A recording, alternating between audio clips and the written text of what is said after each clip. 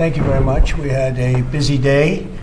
We're dealing with lots of different people on lots of different things. We had some terrific people in today and trying to solve some of the problems that are going on in the country and outside of the country.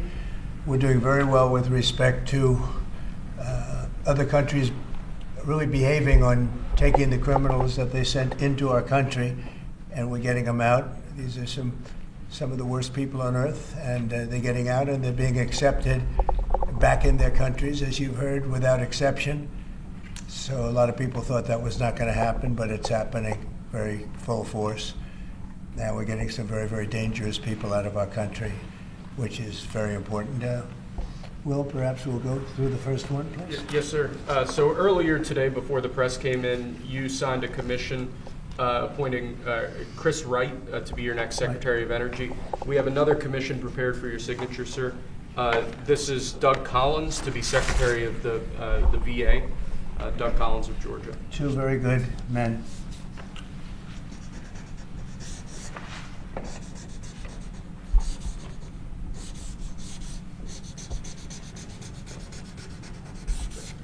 Okay. Thank you, sir. Next up, in light of numerous actions taken by a number of bodies of the United Nations which exhibit a deep anti-American bias, we have an executive order prepared for your attention that would withdraw the United States from the UN Human Rights Council, would withdraw the United States from the UNRWA, which is a refugee organization, and would also review American involvement in UNESCO, which has also exhibited anti-American bias. More generally, the executive order calls for a review of American involvement and funding in the UN in light of the wild disparities in levels of funding among different countries that, as you've expressed previously, is deeply unfair to the United States. So I've always felt that the UN has tremendous potential. It's not living up to that potential right now. It really isn't, hasn't for a long time. It has, there are great hopes for it, but it's not being well run, to be honest, and they're not doing the job. A lot of these conflicts that we're working on should be settled, or at least we should have some help in settling them. We never seem to get help. That should be the primary purpose of the UN, the United Nations, and again, it's got great potential, and based on the potential, we'll continue to go along with it, but they got to get their act together.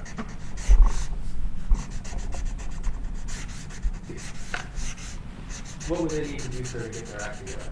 Well, they got to be fair to countries that deserve fairness. They have some countries, as you know, that are outliers, that are very bad, and they're being almost preferred as countries to those that do their job and are doing a good job, and they have to really, they're going to end up losing a lot of countries. They're going to end up losing their credibility like other organizations, and then they're going to be nothing. The potential of the United Nations, and not everybody agrees with me on this, the potential of the United Nations is fantastic if properly run. So we'll see what happens. How much money are you willing to take away from that? Well, we're taking away a little bit, but we're not looking to take away money. This is so important that we're really, as you know, the United Nations is largely funded by us. But, and it shouldn't be. It should be funded by everybody, but we're disproportionate, as we always seem to be.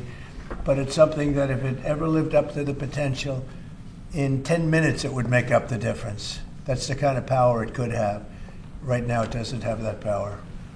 Next, sir, this is a national security presidential memorandum that seeks to impose maximum pressure on the government of the Islamic Republic of Iran.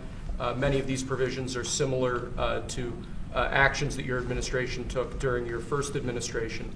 The basic idea here is to have every department and agency, or many departments and agencies in your government attempt to sanction and control Iranian activities, particularly relating to the Iranian nuclear program and the Iranian export of terrorism through support of various proxy groups abroad. And the intent here is to give you all of the possible tools to, I'd say, engage with the Iranian government to ensure that going forward they're less of a malign actor on the world stage. So this is one that I'm torn about. Everybody wants me to sign it. I'll do that. It's very tough on Iran. It's what we had before. We would have never had the problem. You would have never had October 7th. We would have never had the problem had the election gone a different way, which it should have. But this one, I think, more than made up for it. I think we're doing things, and it shows that more than made up for it, much more historic. The Iran situation, hopefully, I'm going to sign it, but hopefully we're not going to have to use it very much. We will see whether or not we can arrange or work out a deal with Iran, and everybody can live together, and maybe that's possible, and maybe it's not possible. So I'm signing this, and I'm unhappy to do it, but I really have not so much choice because we have to be strong and firm, and I hope that it's not going to have to be used in any great measure at all. It'd be great if we could have a Middle East and maybe a world at total peace. Right now you don't have that. When I left, you had peace all over the world, and now you have the world is blowing up. As you know, Bibi is coming in to see me later. Others are coming in to see me. We'll see what we can do. But I'm signing this, and hopefully it will be a document which won't be very important, will hardly have to be used. So what kind of deal would you be prepared to Well, make we're going to with see. I mean, we're going to see. They cannot have a nuclear weapon. With me, it's very simple. Iran cannot have a nuclear weapon. Do you support We don't want to be tough on Iran. We don't want to be tough on anybody, but they just can't have a nuclear weapon. Do you Mr. support President, are you going to the engage in terrorist- conversations with your counterpart in Iran? I would. Do you want to block the sale of Iranian oil to other nations? Well, we have the right to do that, and that's what I did before. And they had no money. They wouldn't have had the money for Hamas or Hezbollah or anybody else. It could have been solved. This thing, it just, if things went the way they should have, this would have been over long ago. But it's not over. How And, close do you think Iran is to developing a nuclear weapon? I think they're close. I think they're close. They're too close. But again, you could go back 4 years. I would have said they would have had it during this intervening period. But they're pretty close, Peter. And why say that you're unhappy to sign it if it's Iran and their proxies who have threatened to retaliate against you Yeah. and your team by killing you guys for taking out Soleimani? Well, they haven't done that, and that would be a terrible thing for them to do. Not because of me. If they did that, they would be obliterated. That'd be the end. I've left instructions. If they do it, they get obliterated. There won't be anything left. And they shouldn't be able to do it. And Biden should have said that, but he never did. I don't know why. Lack of intelligence, perhaps. But he never said it. If that happens to a leader, or close to a leader, frankly, if you had other people involved also, you would call for total obliteration of a state that did it. That would include Iran.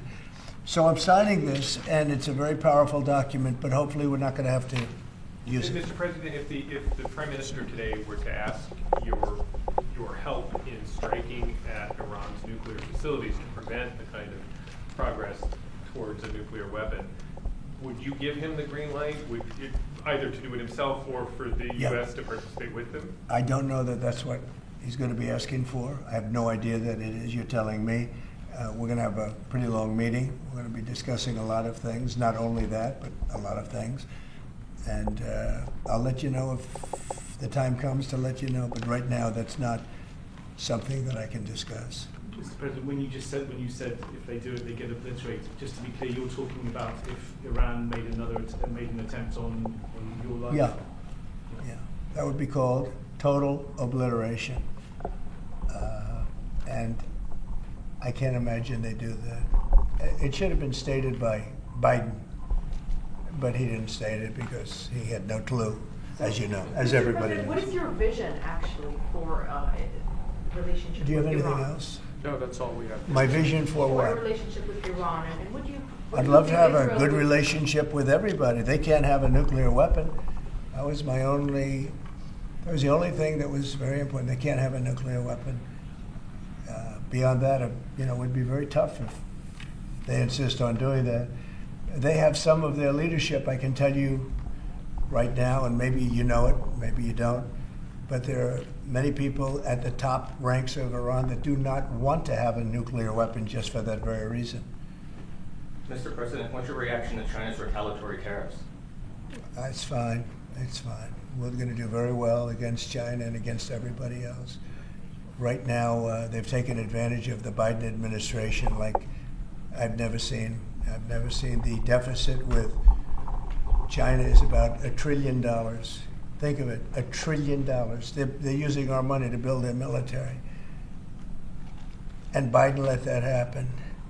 You know, we're taking a lot of fires here. We came back. This is like a different place.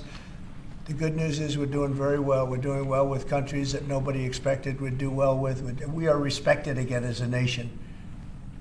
Maybe at a level that people haven't seen for many, many decades. But when I left, we didn't have any wars. I defeated ISIS, 100% of the ISIS caliphate, and now the world seems to be ready to blow up, but we'll see if we can stop it. Mr. President, update on when you'll speak to President Xi. Say it. Have you reached out to the Iranians about any kind of deal to start those? I would reach out. I mean, I have nothing. I say I'm one that doesn't care whether I reach out or they reach out. A lot of people say, "Let them reach out, sir." To me, it doesn't matter. It's just talk. But I want to see everybody do well. I want to see great countries, and I want to see peace in the Middle East and elsewhere. We're also working very hard with respect to Russia, Ukraine. That's a bloodbath. It's a total bloodbath. What's going on there is incredible. What's going on with the soldiers, young soldiers being killed by the thousands. I mean, literally by the thousands.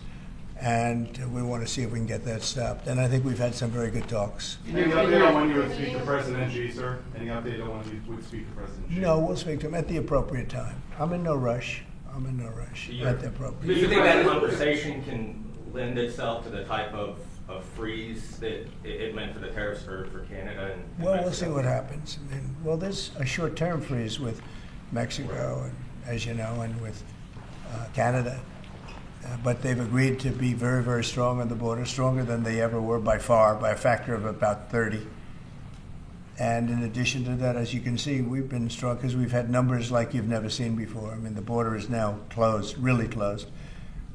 And with that being said, we're letting good people come through, and we want good people to come into our country. But the border is closed. In your talks with Prime Minister Netanyahu today, do you intend to press him about how many deaths there have been amongst Palestinians? Are you concerned about that death? I talk about that too. You know, both sides mean a lot. I talk about that. I talk about the other side. I talk about everything. What's your main message to him today during your meeting? Well, I'm here to listen. He's here to see me, and I'm here to listen. So Will you there's continue not to much of a press? message. Will At you the right continue- time, I'll give him my Mr. message. President, will you continue to press for this idea that Jordan and Egypt take Palestinians from Gaza? Yeah, I would like to see Jordan. I'd like to see Egypt take some look. The Gaza thing has not worked. It's never worked. And I feel very differently about Gaza than a lot of people. I think they should get a good, fresh, beautiful piece of land, and we get some people to put up the money to build it and make it nice and make it habitable and enjoyable Somewhere else. and make it a They don't home. want to leave, though. Palestinians say they don't want to leave. I don't know how they could want to stay. It's a demolition site. It's a pure demolition site. If we could find the right piece of land or numerous pieces of land and build them some really nice places with plenty of money in the area, that's for sure, I think that would be a lot better than going back to Gaza, which has had just decades and decades of death. Where would those pieces of land be? Well, they Those could Arab be in countries Jordan, don't and they want could to be in Egypt, and they could be in other places. You could have more than two, more than one, but you could have more than two. And you'd have people living in a place that could be very beautiful and safe and nice. Gaza's been a disaster for decades. Would the U.S. pay for that? I don't think the UN would pay, but I think there's plenty of people that would in the area. They have a lot of money.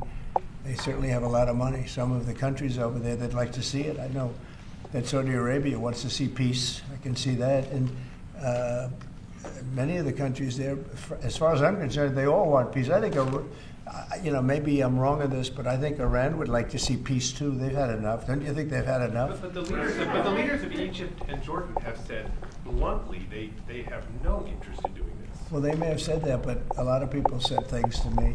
They said they wouldn't take anybody back in Venezuela, and right now they're flying them right back into Venezuela. And a lot of people, and they're doing the right thing in Venezuela. The Panama Canal is an active discussion right now, and they said things about that. And virtually everything that's been said has been incorrectly stated based on the result. Does that amount to forcibly displacing, or wouldn't that amount to forcibly displacing those people from Gaza? I don't think so. I think if they had the opportunity, they'd love, if they had an alternative to Gaza. They have no alternative right now. I mean, they're there because they have no alternative. What do they have? It is a big pile of rubble right now. I mean, have you seen the pictures of it? Have you been there? It's terrible to live. Who can live like that? And very dangerous. There's shooting all over the place. There's bombing all over the place on both sides. Now, I would think if they had an option of moving to an area, either in a large group or various smaller groups, and take care of the close to 2 million people, I would think that they would be thrilled to do it. They have no, when you say about the Gaza Strip, they don't have an option. To be clear, you say they'd be thrilled. It's very dangerous. They'd be thrilled to leave Gaza. Oh, I think they'd love to leave Gaza if they had an option. Right now, they don't have an option. What are they going to do? They have to go back to Gaza. But what is Gaza? There's practically not a building standing. And they're very dangerous. Those buildings are shifting and they're falling down all over the place. And there's gunfire all over. It's going to be that way for a while. Mr. President, wouldn't it have made more sense to evacuate people while the war was ongoing rather than now when there's a ceasefire? Which is what you're talking about. When it was more dangerous when there were strikes overhead than now. Well, the strikes could start tomorrow. There's not a lot left to strike. Exactly. It's a demolition site. The whole place is demolished. It's unsafe. It's unsanitary. It's not a place where people want to live. Mr. President. Nobody's got. They have no alternative but to go back. If we gave them an alternative of living in a beautiful open place with some, nice quarters there, nice housing of sorts, and we have the money in the Middle East to build that. Do you support Israelis actually moving back and creating some? Not necessarily. No, I just support cleaning it up and doing something with it. But it's failed for many decades, and somebody will be sitting here in 10 years or 20 years from now, and they'll be going through the same stuff, the wars, and they've had civilizations on Gaza, many civilizations on Gaza, and they're buried in the sand. Secretary It doesn't seem to work. Secretary. Thank you, sir. On Elon Musk, how often are you talking to him? And have there been ideas that he's brought to you that you said, oh, no, wait a minute, this is going a little too far? Oh, many ideas, but look, he's done a great job. Look at all the fraud that he's found in this U.S. AID. It's a disaster what the people, radical left lunatics, they have things that nobody would have even believed. The whole thing with $100 million spent on you-know-what, with money going to all sorts of groups that shouldn't deserve to get any money, with the money. I'd like to see what the kickbacks are. How much money has been kicked back? Who would spend that kind of money to some of the things that you read about and I read about and I see every night on the news and every morning when I read the papers? Who would spend money for that? I would say this, the people that got all that money, are they kicking it back to the people that gave it from government? No, that's, to me, very, very corrupt.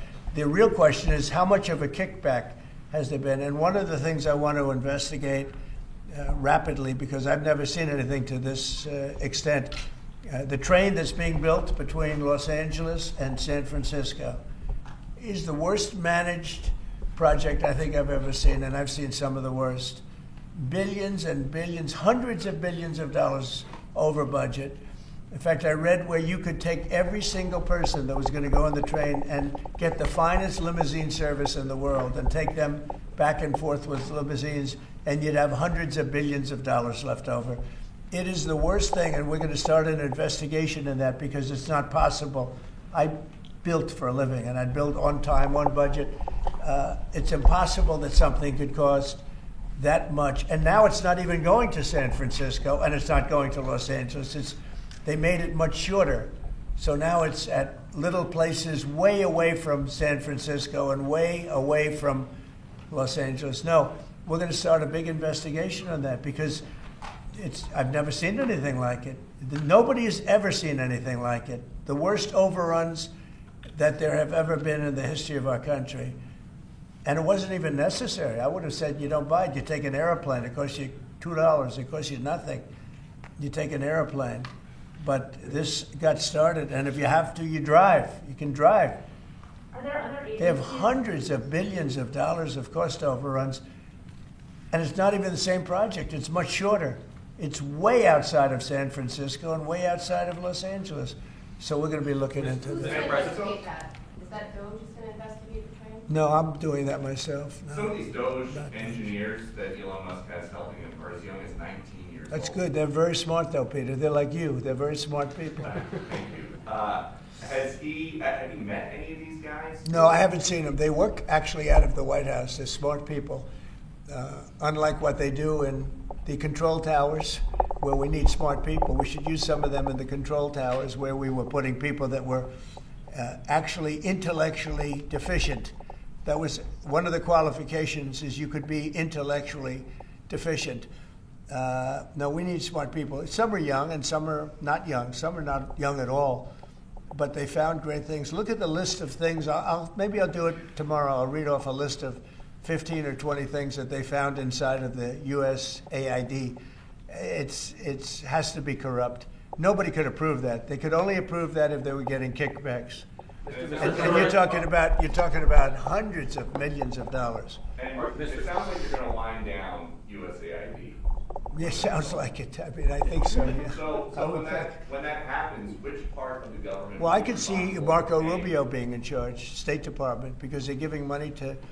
I mean, some of the money is well spent, I guess, but much of it is really fraudulent. And on the Education Department, why nominate Linda McMahon to be the Education Department Secretary if you're going to get rid of the Education? Because I told Linda, I hope you do a great job and put yourself out of a job. I want her to put herself out of a job. Education Department. So we're ranked number 40 out of 40 schools, right? We're ranked number 1 in cost per pupil. So we spend more per pupil than any other country in the world, and we're ranked at the bottom of the list. We're ranked very badly. And what I want to do is let the states run schools. I believe strongly in school choice, but in addition to that, I want the states to run schools, and I want Linda to put herself out of a job. Do So you do you think wanna that's eliminate something the- you think that's something eliminate you the can do Department- with an executive order, or you can I'd ask, like to be or you able can to ask do it. Congress Yeah, I to would do like to be able to. Look, if I could give the schools back to Iowa and Idaho and Indiana and all these places that run properly, there's many of them. I think, so if you look at the list, Denmark, Sweden, Norway, believe it or not, China's doing very well on that list, a list of well-educated, where they run their school system well. You have a lot of countries, not surprising names. I think that if you moved our schools into some of these states that are really well-run states, they would be as good as Denmark and Norway and Sweden and some of the other states. And then you'd have the laggards, and you know who they are. I don't have to go to it, but you'd have the laggards, the same laggards that are laggards with everything else, including crime. But even them, you'll break it into systems. As an example, if you went to New York, you go to Westchester County, you go to Dutchess County, you go to Suffolk and Long Island and Nassau and Long Island. You have maybe 6 or 7 locations. And you have New York City, which would include the 5 boroughs. And I think even that would run much better than it does right now.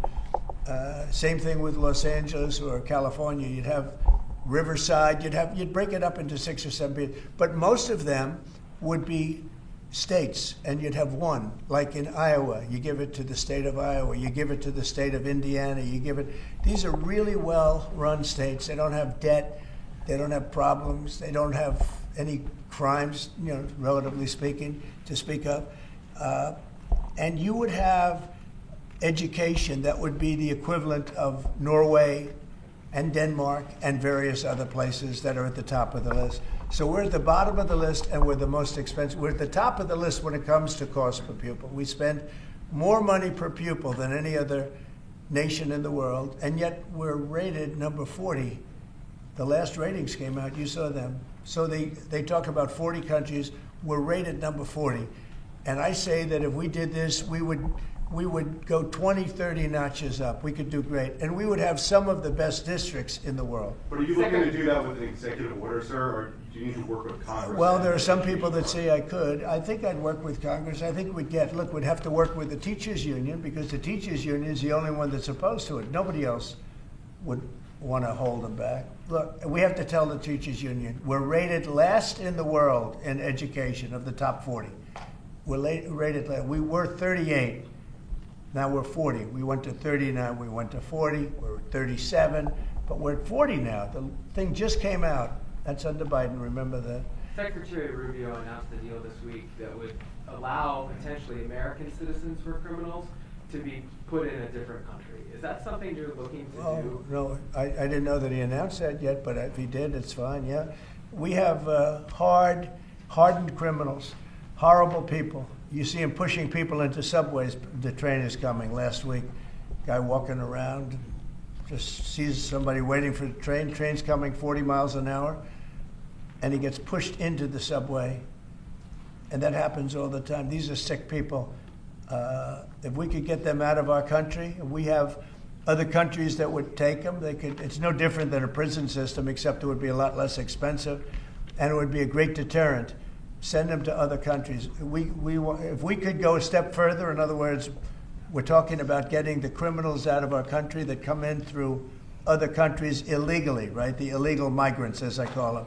Well, we have people that are just as bad as them in our country. If we could get them out, I'd be very happy to get them. President Salvador said that he would wanted you to pay a fee for that. Would you pay that? Well, it's a very small fee compared to what we pay to private prisons. But under what And a authority? very, very small fee. I don't know, we'll have to find that out legally. I'm just saying, if we had the legal right to do it, I would do it in a heartbeat. I don't know if we do or not, we're looking at that right now. But we could make deals where we'd get these animals out of our country. And you know, if you take the shooters, the people that hit old ladies in the back of the head with a baseball bat when they're not looking, that walk down the street, the people that you see it, the people that take out a gun and shoot you for no reason at all. If we could get these animals out of our country and put them in a different country under the supervision of somebody that made a relatively small fee to maintain these people, because you know what? These are criminals, you call them hardened criminals. They've been in jail 40 times. There's one 42 times. And every time the person gets out, it's a he. Every time he gets out, he commits another crime within 24 hours. And it's a heinous crime. It's a rough crime. We don't want these people in our country either. We don't want them in our country. If we had the option to get them out and let them be based in some other country at a fraction of the cost, and frankly, they could keep them, because these people are never going to be any good. That person that has been arrested 42 times or 22 times or 17 times and is all in for manslaughter and everything else, and only gets out because of a very weak judicial system that only goes after people like Trump. They don't go after the criminals. They don't go after people like this. And they laugh at our law. If that took place, you would have a lot less crime automatically. So, sir, Guantanamo Bay, on Guantanamo Bay, is there Yeah. enough space there to accommodate? There's a these lot of people? space to accommodate a lot of people, yeah, so we're going to use it. Can you talk a little bit We more have about it, it's why- already up, we have it for nothing. But we can do less expensive and even more secure. We've had other countries come to us saying, we would love to do that. We would love to take your criminals and we'll maintain that. We'll be their jail. And I'm only talking for the most severe cases. Like, I watched that guy on tape pushing the man into the subway last week. That man that did that is a real bad guy. Many, many arrests. And you think you're going to convince him someday to be good and a wonderful citizen for our country? It's never going to happen. I want to get those people out. I'd love to get them out along with the illegal migrants. The migrants are rough, but we have some bad ones too. I'd like to get them out. It would be all subject to the laws of our land, and we're looking at that to see if we can do it. Mr. President? Have offered to take American citizens Say it? What other countries have offered to take these Americans? Numerous, many. And Marco brought it up today. I'm glad he did, because a lot of people are thinking it. When I watch some of the crimes being committed in New York City and Chicago, look at Chicago, the volume of crime that they have and the viciousness of the crime. These people are horrible people. And if somebody thinks they're going to be wonderful citizens someday, they're wrong. It's not going to happen. It's not going to happen. They're bad. These are hard, tough criminals. In many cases, they're crazy. They're absolutely crazy.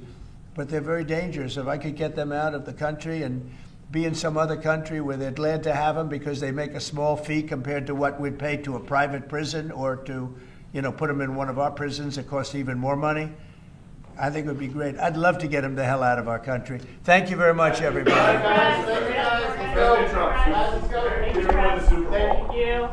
I don't want to say, but there's a certain quarterback that seems to be a pretty good winner. And just last one, because you mentioned it many times. What do you think about Joe Biden signing on with the talent agency? You got to be kidding.